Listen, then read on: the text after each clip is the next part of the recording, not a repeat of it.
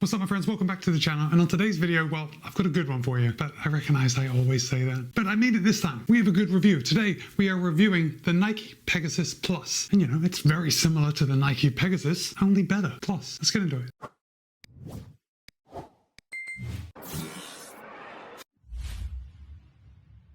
All right, you know the deal. Let's get started with those disclosures. Nike was good enough to send me this pair of the Pegasus Plus for the purpose of review. However, they haven't told me what to say. They don't have any editorial privileges, and all the thoughts and opinions are my own. With that said, you're going to be able to pick up a pair of the Nike Pegasus Plus for $180. And of course, I'll place links in the show notes below in case you want to pick up a pair for yourself. Now, there is one other disclosure that I want to make because I'm sure by now we all know that this is a follow-up to the wildly popular Nike Pegasus Turbo released in 2018, and then again the Pegasus Turbo 2 released in 2019. Well, 2019 was a long time ago, and ever since 2019, when the Pegasus Turbo 2 was released, there's been chatter every year about that being the year that the Pegasus Turbo 3 is released. Well, it took 5 years, but we have a successor. Only just to confuse things a little bit, they changed the name from Turbo to Plus. So why don't we just get started with your thoughts on that naming convention? Do you wish they had stuck to the Pegasus Turbo, so the Pegasus Turbo 3, or are you happy with the Pegasus Plus? Drop a comment and let me know. Now, you also might be wondering, what is the Pegasus Plus good for? Like, what type of runs am I going to use this shoe for? Well, guys, I'll be honest, it is very similar to the Pegasus 41 in a lot of ways. But there are some pretty key differences that make this a lot better at picking up the pace. But we'll get into those differences as we move forward.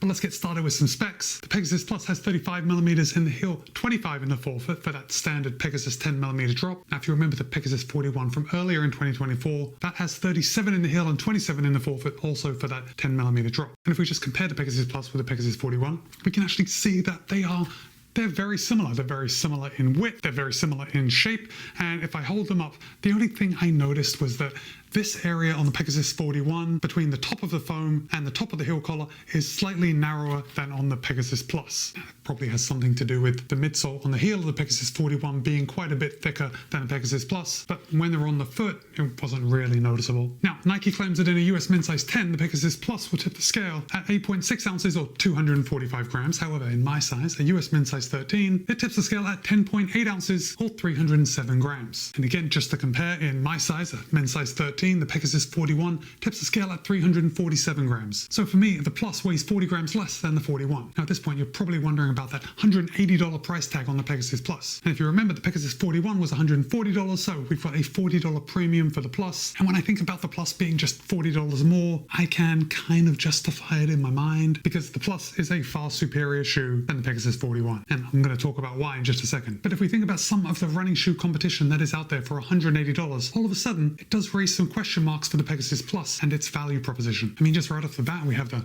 Turbo Spectre 2. Now, the Turbo Spectre 2 is only $165 and weighs 285 grams. That's 285 grams in my size. So it's 22 grams less than the Pegasus Plus. Now, maybe a little soon to be talking about comparables because I haven't actually told you about the Pegasus Plus. So let's put this away for now and let's start at the top and work our way down. Now, if I hold this up, you can see that heel collar. We have a lot of padding. This is very similar to the Pegasus 41 in the way that we have a lot of padding around this heel collar. Now, if you are a fan of the Pegasus, you are going to immediately love this shoe because it's just like exactly what you already know. The step-in feel, the heel comfort is just like any other Pegasus. The heel counter on the Plus is extremely rigid, much like the Pegasus 41. I didn't experience any heel slip in the same way that I haven't experienced any heel slip in any Pegasus shoe ever. Now, I already said that the shape is very similar to a Pegasus, and I mean it. It's a fairly narrow fit, just like most Pegasi are. So right off the bat, if you are a wide-footed runner, if you consider yourself a wide-footed runner, Pegasus Plus is probably not going to be for you. But with that said, if you already like how Nike fits, then you won't be disappointed with the Pegasus Plus. For someone with a fairly narrow foot like me, the Pegasus fits beautifully. Now let's talk about some of the premium features that makes the Plus better than the 41. And we're going to start off with this fly-knit upper. First of all, this fly-knit upper just makes the shoe look absolute fire. I especially like my colorway because it's so understated. Now, this fly-knit upper does have lots of perforations throughout the entire shoe, and these are just making the upper very breathable and also very pliable. So when you put your foot in, the upper does conform to your foot and gives a nice secure feeling, but not feeling too hemmed in. As far as overlays go, there really aren't any. We got the swoosh on the lateral and the medial side that are just dyed into that fly-knit upper. We do have an underlay coming around the toe box just to keep that upper off your foot. And then we've got this classic racing stripe that you know from the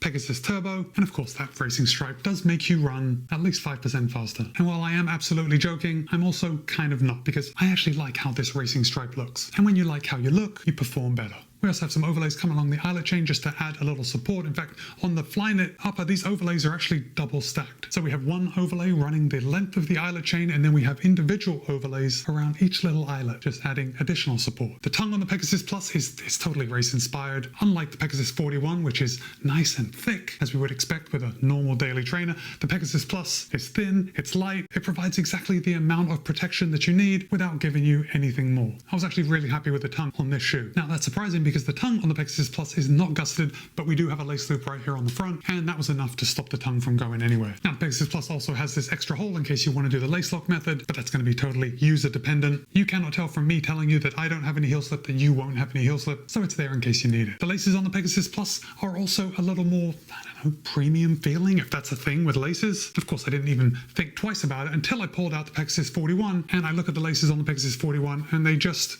I don't know, I think maybe they just feel a little softer, and that's how I determined that the Pegasus Plus laces were a little more premium feeling. That is probably more me just telling myself that they're more premium feeling because it costs $40 more. But either way, the laces on the Pegasus Plus never came untied. I didn't have any issues with them, so they work. So let's come down to the midsole, because this is probably the biggest change and the biggest difference from the Pegasus 41. And this is a big change from the Turbo 2, because before Nike was using a dual density setup of React and Zoom X. The Pegasus Plus just has 100% uncut Zoom X, so you would expect the type of performance that you get when you run in shoes with Zoom X. Let's put a pin in that comment. Let's just come down to the outsole, and we can see we have, well, first of all, we got a big exposed piece of Zoom X midsole here in the middle that just looks filthy and stained from the road. Look, I know I can't complain about how the bottom of my shoes get dirty, but I still don't like to see it. Anyway, I guess I should be grateful that there are no chunks out of the Zoom X here in the middle, and we have plenty of coverage up on the forefoot and a full heel coverage here on the heel. Now, if I look at my wear, yeah, I am seeing a little bit of wear here on my heel, and then up on the forefoot,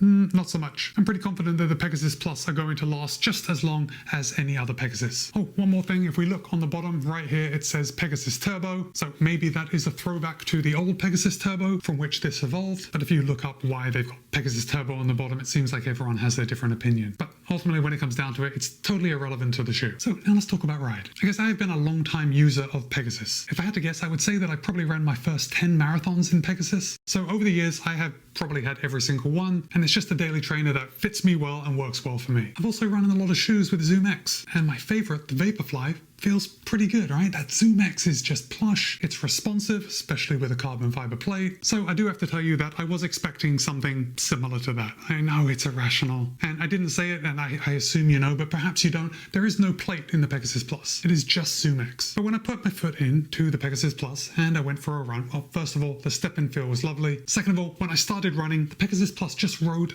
a little firmer than I was expecting. And I gotta say, just my initial impressions were, I don't know, shrouded in disappointment. Let's just say that. Because when it comes down to it, I really like a very soft and responsive ride. And the Pegasus Plus did not give me that. I mean, it probably wouldn't matter so much if that wasn't exactly what I was expecting, but you know what they say about happiness and not having expectations. Anyway, the story doesn't end there. I've actually run quite a bit. I've run over 50 miles in the Pegasus Plus. And I actually came to really like the ride of the Zoom X in the Pegasus Plus, even though it's a little firmer than I expected. Now, what I really found exciting was when it came time to pick up the pace. And obviously, if we're using Zoom X foam, if we're using a Flyknit upper, if this in my size is 40 grams less than the regular Pegasus 41, like this shoe is made to go just a little faster, right? It should perform well at faster speeds, and I can tell you that it did perform much better than the regular Pegasus at fast speeds. In fact, I really liked the feel of the Zoom X once I started picking up the pace. Now, at the making of this video, I am in a marathon training block, so I'm doing longer intervals, I'm doing tempo runs, I'm doing long runs. I did all of the above in the Pegasus Plus, and surprisingly enough, the Pegasus Plus was impressive at all paces, and it performed well from easy paces all the way up to the long run and picking up the pace on strides and intervals. Now, I have heard from some other people that have run in this shoe that they have had the impression that there wasn't enough cushioning in the forefoot. Now remember, 25 millimeters in the forefoot is a little under what we would expect nowadays. But for me at least, my impression of this shoe, I did do a 20-mile long run in this, and while generally I would prefer a little more cushioning, I think maybe I was thinking about the forefoot cushioning more because I'd already seen people complain about it. If I'm totally honest, I didn't experience any issues with the amount of forefoot forefoot cushioning. Now, when it comes to running fast, I found that the Pegasus Plus does disappear on my foot, but that's not exactly what I want when I'm running in a shoe with a premium PEBA foam, right? I want that feeling of propulsion. That's why we are paying the big bucks for a shoe with this technology. So with the Pegasus Plus, what I found was when I was able to focus on my shoe, focus on my forefoot, focus on my gait, I was actually able to tune in to the energy that the shoe was giving back to me. Does that make sense? It sounds a little crazy when I say it out loud. But if you've run in carbon-plated super shoes with a PEBA foam, you might have found that you do the same things. You know, sometimes when we're getting tired, if we start focusing on the shoes itself and that energy return that the shoe is giving us, I think it's more the fact that we are becoming aware of what the shoe is actually doing for us. And by becoming aware of it, we're able to appreciate it. Anyway, that's how I would interpret the ride of the Pegasus Plus. I actually feel very comfortable telling you that this is a fun shoe. I mean, a lot more fun than the Pegasus 41. So let's just come back to price very quickly. Because even though I have put a lot of miles in this shoe and I've run more in this shoe than I do in a lot of shoes that I test, guys, $180 is just, it seems a little too expensive for this shoe. Now, perhaps if you are looking for a non-plated PEBA shoe, this is going to be right up your alley. But also, for $180, you've got a lot of other shoes that have plates in them. And if you are buying a shoe to run faster, and by faster, I mean we're running specific workouts, maybe we're using an inexpensive race day shoe, like it's arguable that a plate is going to be better suited in those instances. So while I would argue that the Pegasus Plus is a really solid shoe, if you are a fan of the Pegasus, I think you are just going to find this shoe fantastic. I think that over the years, since the release of the Pegasus Turbo 2, just